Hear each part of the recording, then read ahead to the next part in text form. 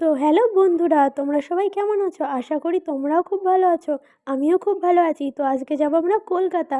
তো ফার্স্টে আমাদের বাড়ির সামনে থেকে অটো, তারপরে ট্রেন, তারপরে বাস, তারপরে অটো। আমাদের গন্তব্য বা লোকেশনটা ছিল বেহালাতে।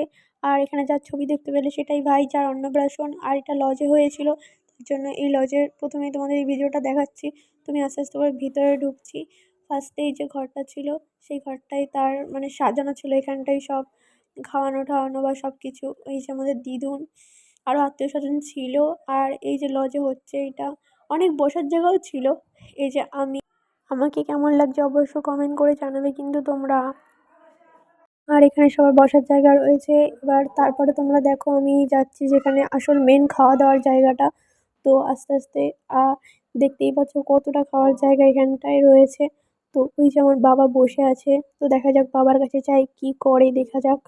ফোন দেখছে।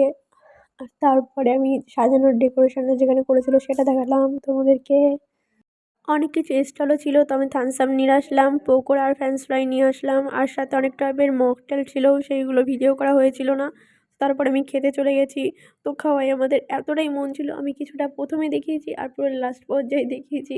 কারণ মাঝখানে ভিডিও করার কথা আমার মনেই ছিল না। তো তোমরা কিছু আবার খারাপ ভেবো না, ঠিক আছে?